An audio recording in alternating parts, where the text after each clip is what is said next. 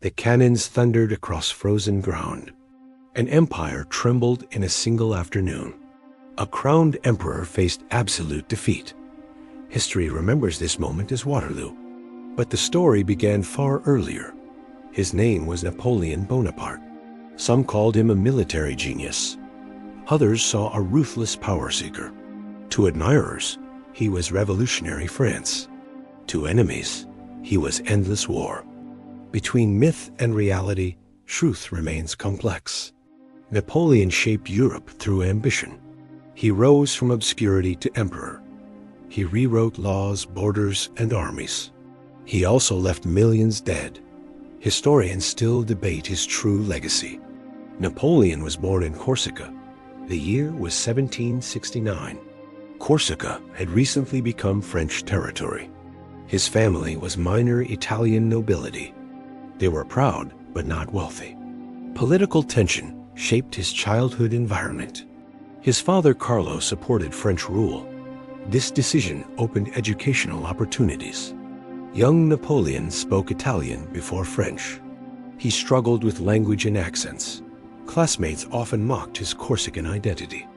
Isolation fueled his intense ambition. Napoleon entered military school at 9. He studied mathematics, artillery, and history. Teachers noted his exceptional analytical mind. He avoided social life and distractions. Books became his closest companions. War heroes fascinated his imagination deeply. France during this era was unstable. Monarchy ruled through privilege and inequality. Peasants suffered heavy taxes and hunger. Enlightenment ideas challenged absolute power. Anger simmered beneath royal luxury. Revolution was approaching rapidly. In 1789, revolution erupted. The Bastille fell before Paris crowds.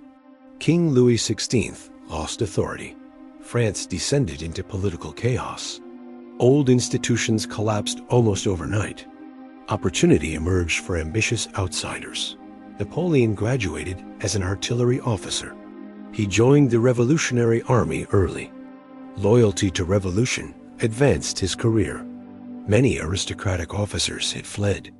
Talent suddenly mattered more than birth. Napoleon seized this opening decisively. His first major moment came at Toulon. Royalists had seized the strategic port. Foreign navies supported the rebellion. Napoleon planned bold artillery placements. His strategy forced enemy withdrawal. Victory brought him national attention. At 24, he became general. Such promotion was extremely rare. Revolutionary leaders noticed his effectiveness. They also valued his political reliability. Napoleon supported strong centralized authority. This belief shaped his future actions. France soon faced enemies on all sides. Austria, Prussia, Britain opposed revolution. European monarchies feared revolutionary contagion. France needed decisive military leadership. Napoleon offered confidence and results. In 1796, opportunity arrived. Napoleon was given command in Italy. The army was poorly supplied. Morale among soldiers was dangerously low. Napoleon promised glory and survival. His leadership transformed the campaign. Using speed and surprise, he defeated Austria. Victories followed at Lodi and Arcole. Soldiers adored his personal presence. Europe began noticing his tactical brilliance. France gained territory and confidence. Napoleon gained political influence. Behind victories, ambition quietly expanded. Napoleon communicated directly with Paris leaders. He cultivated public image carefully. Newspapers praised him as France's savior. Some politicians felt uneasy already. A general was becoming indispensable. This was only the beginning. Power had not yet peaked. The empire still lay ahead. So did devastating consequences. Napoleon now stood at a crossroads. Military fame had changed his destiny. France admired him more each day. Politicians watched him with caution. Power was shifting quietly toward one man. In 1798, he sailed east. Egypt was his bold new objective. Officially, It threatened British trade routes. Unofficially, it promised personal glory. Napoleon dreamed of Alexander the Great. The fleet reached Alexandria successfully. French forces marched into Cairo soon after. At the pyramids, Napoleon addressed soldiers. He spoke of history watching them. The speech became legendary later. Militarily, Egypt brought mixed results. He defeated Mamluk forces decisively. However, Britain destroyed the French fleet. Admiral Nelson won at Abu Qir Bay. Napoleon was effectively stranded abroad. Scholars traveled with the army. They studied ancient Egyptian civilization. The Rosetta Stone was discovered. This became a major historical contribution. Science gained even as war stalled. Back in France, politics collapsed again. The Directory government was weak. Economic crisis angered the population. Corruption damaged revolutionary ideals. France wanted stability and order. Napoleon secretly left Egypt. He returned to France in 1799. Despite abandonment accusations, crowds welcomed him. He controlled newspapers carefully. Public image protected his reputation. Power brokers approached him cautiously. They believed he could save France. Napoleon saw his moment clearly. A coup was carefully planned. It became known as Brumaire. In November 1799, action came. Troops surrounded government councils. Politicians argued, shouted, and panicked. Napoleon struggled briefly inside chambers. His brother Lucien intervened strategically. The Directory collapsed without bloodshed. France became a consulate. Napoleon emerged as first consul. Officially, power was shared. In reality, authority concentrated quickly. Napoleon promised peace and reform. War-weary citizens supported him. He reorganized the chaotic administration. Merit replaced privilege in government. Efficiency became the new national goal. One major reform reshaped France permanently. The Napoleonic Code was introduced. It standardized laws across the nation. Equality before law was emphasized. Property rights were strongly protected. Historians praise this legal achievement. However, women lost several legal rights. Authority within families favored men. Revolutionary equality had clear limits. Progress came with contradiction. Napoleon also reconciled with the Church. The Concordat of 1801 followed.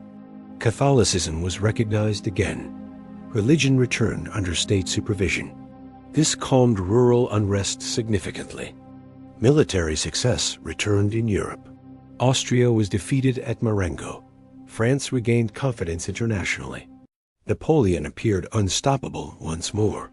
Supporters called him France's protector. Critics noticed growing authoritarian tendencies. Censorship tightened around opposition voices. Police surveillance expanded quietly. Republican ideals slowly faded. Power increasingly centered on one man. In 1802, he acted again. A referendum extended his rule. Napoleon became consul for life. Most voters approved overwhelmingly. Democracy had become symbolic. France was stable at last. Napoleon stood above all institutions. The crown was not yet claimed, but empire was approaching fast. The year 1804 arrived. France debated monarchy once again. Napoleon claimed revolution needed protection. Supporters argued stability required strong leadership. Critics warned of betrayed republican ideals. In Paris, Notre Dame filled slowly. Pope Pius VII attended reluctantly. Crowds gathered beneath imperial banners. Europe watched with suspicion and fear. History prepared for a dramatic moment. Napoleon crowned himself emperor publicly. He placed the crown on his head. This gesture shocked many observers. It symbolized authority above church control. Power now answered only to Napoleon. Josephine stood beside him silently. She was crowned empress shortly after. Their marriage had political importance. Affection between them remained complicated. Personal ambition shaped their union deeply. Across Europe, monarchs reacted nervously. France was no longer a republic. It was now an expanding empire. Coalitions quickly formed against Napoleon. War returned on a massive scale. Napoleon reorganized the French army. Corps operated independently, but cooperatively. Speed and coordination became decisive advantages. His generals were promoted by merit. Loyalty was rewarded generously. In 1805, conflict erupted. Austria and Russia joined Britain.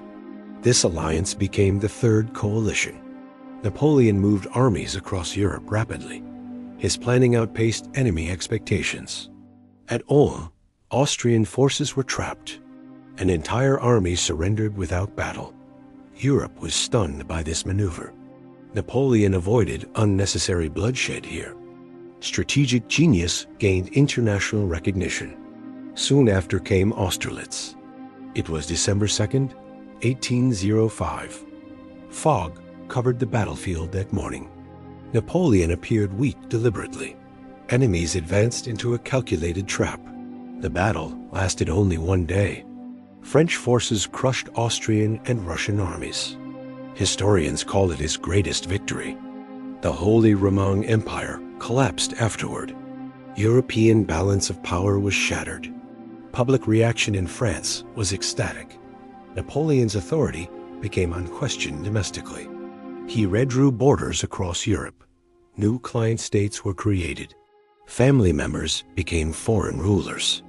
However, Britain remained undefeated. Naval power blocked French ambitions overseas. The Battle of Trafalgar confirmed this reality. Admiral Nelson defeated French fleets decisively. Invasion of Britain became impossible. Napoleon responded economically. He launched the continental system. European trade with Britain was banned.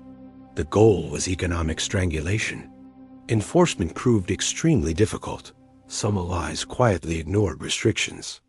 Smuggling flourished across coastlines. European economies suffered unintended damage. Merchants blamed French domination increasingly. Resistance grew beneath the surface. Domestically, Napoleon expanded reforms.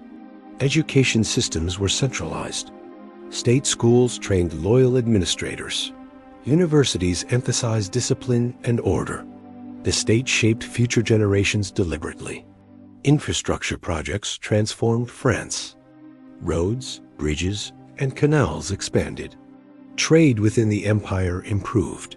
Paris became a grand imperial capital. Architecture reflected power and permanence. Yet freedom of expression declined sharply. Newspapers were tightly controlled. Political opponents faced exile or prison. Secret police monitored public sentiment. Order replaced revolutionary liberty. Supporters praised peace and stability. Critics warned of dictatorship. Napoleon believed efficiency justified control. He trusted his judgment completely. Dissent was seen as weakness. By 1807, power peaked. Europe bent under French dominance. Few imagined his defeat possible, but cracks were already forming quietly. Empires often fall from excess. Napoleon's would be no exception. The next chapter would test everything. The empire now stretched across Europe. Victory had created dangerous overconfidence. Napoleon believed destiny favored him always. Reality was far less forgiving. The turning point approached silently. The continental system began failing badly. Russia suffered economically from trade bans. Tsar Alexander slowly defied Napoleon's orders. Diplomatic relations deteriorated rapidly. War became almost unavoidable. In 1812, Napoleon chose invasion. It was his most ambitious gamble. Over 600,000 soldiers assembled. This force was called the Grand Army. Europe had never seen such scale. The army crossed into Russia. Russian forces avoided direct confrontation. They retreated deeper into vast territory. Scorched earth tactics destroyed supplies. Napoleon's logistics collapsed gradually. Summer heat weakened exhausted soldiers. Disease spread through crowded camps. Horses died from hunger and fatigue. Morale declined despite early advances. Victory remained distant and unclear. The French reached Moscow eventually. The city was largely abandoned. Fires broke out across Moscow. Historians still debate responsibility. The city became uninhabitable ruins. Napoleon waited for surrender. None ever came from Russia. Winter approached faster than expected. Temperatures dropped brutally low. Retreat became the only option. The retreat turned catastrophic. Freezing cold killed thousands daily. Russian attacks intensified constantly. Supply lines no longer existed. The Grand Army disintegrated completely. Fewer than 100,000 returned. Europe watched in disbelief. Napoleon's aura of invincibility shattered. Former allies reconsidered loyalties. Enemies sensed historic opportunity. In 1813, coalitions reformed quickly. Prussia, Austria, Russia united again. Britain funded resistance aggressively. Napoleon struggled to rebuild armies. France itself felt war exhaustion. The decisive clash came at Leipzig. It was called the Battle of Nations. Fighting lasted several brutal days. Napoleon was heavily outnumbered. Defeat became unavoidable this time. French forces retreated toward Paris. Allied armies advanced relentlessly. Cities surrendered without resistance. Public support inside France weakened. The empire was collapsing inward. In 1814, Paris fell. Marshals urged Napoleon to abdicate. The Senate turned against him. Political support vanished almost overnight. Power dissolved rapidly. Napoleon abdicated the throne formally. He was exiled to Elba. The island lay off Italy's coast. He retained a small personal guard. Europe believed the threat ended. Elba became a strange pause. Napoleon ruled the island actively. He planned, observed, and waited. France struggled under restored monarchy. Discontent quietly grew again. In February 1815, he escaped. Napoleon returned to France dramatically. Soldiers sent to arrest him defected. Crowds welcomed him enthusiastically. The 100 Days had begun. Europe reacted with immediate alarm. Allied powers prepared for war again. Napoleon raced to secure authority. Time was now against him. One final battle would decide everything. That battle would be Waterloo, and nothing would ever be the same. Belgium became the final stage.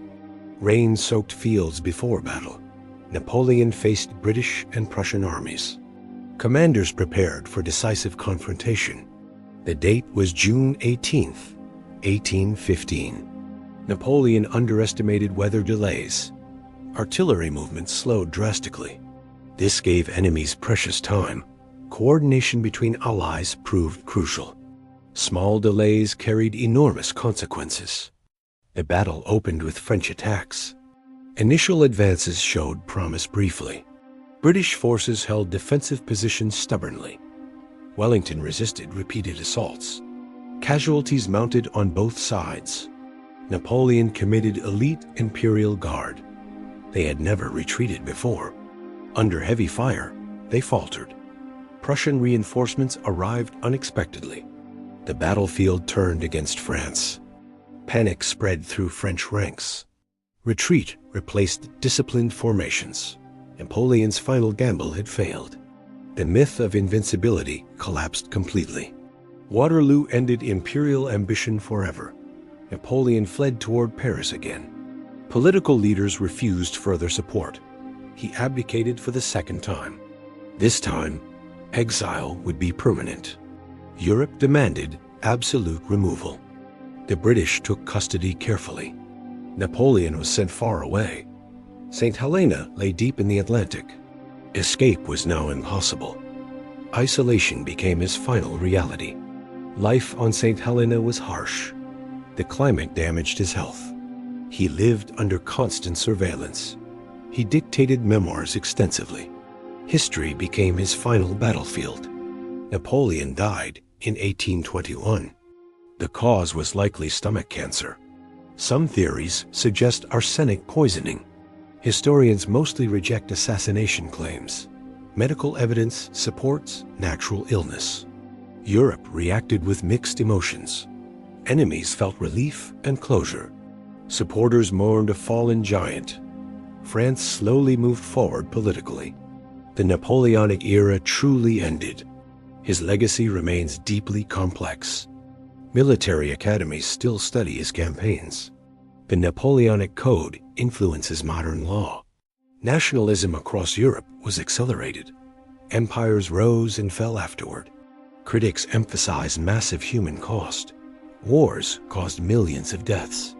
Authoritarian control replaced liberty often. Ambition overshadowed revolutionary ideals. Power corrupted noble intentions. Supporters argue he modernized states. Merit replaced aristocratic privilege. Administration became rational and efficient. Old feudal systems weakened permanently. Change came at enormous price. Historians continue debating his character. Was he hero or tyrant? Visionary or reckless conqueror? Truth likely lies between extremes.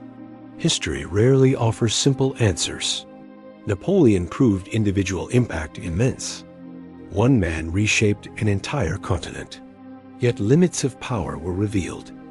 No empire escapes consequence forever. Human ambition meets historical reality. In the end, his story warns us. Power can rise astonishingly fast. It can fall even faster. What defines greatness truly? Victory, reform, or restraint? Years passed after his burial. Napoleon's body remained on St. Helena. France slowly rebuilt its political identity. Europe entered a new diplomatic era. Balance of power became the priority. In 1840, France reclaimed his remains. They were returned to Paris ceremonially. Crowds lined streets in silent respect. National memory softened earlier hostility. Napoleon became part of French identity. Modern historians assess him cautiously. Military brilliance is widely acknowledged. Innovations in strategy remain influential. Officer training still studies his campaigns. Battlefield mobility reshaped modern warfare. Administratively, his impact was profound. Centralized governance became a global model. The Napoleonic Code spread internationally. It influenced Europe, Latin America, beyond. Law became clearer and more uniform. Yet historians emphasize severe contradictions. Liberty was restricted under his rule. Censorship replaced revolutionary free expression. Political opposition was crushed systematically. Power concentrated dangerously in one figure. Colonial policies also draw criticism. Slavery was restored in French colonies. This decision contradicted revolutionary ideals. Human cost remains deeply troubling. Moral legacy remains contested strongly. Nationalism rose partly because of him. Occupied nations developed stronger identities. Resistance movements reshaped European politics. His conquests unintentionally fueled future revolutions. History unfolded beyond his control. Napoleon believed order justified authority.